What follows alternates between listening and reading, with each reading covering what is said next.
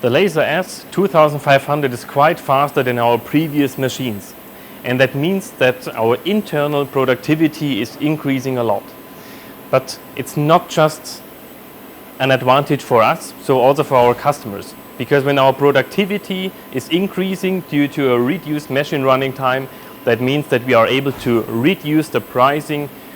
for laser texturing service. And for a company like Reichle, which stopped the traditional chemical etching process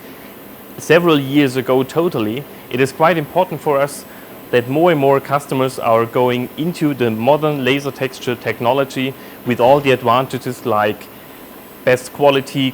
standards all over the world, and especially an environmental friendly technology.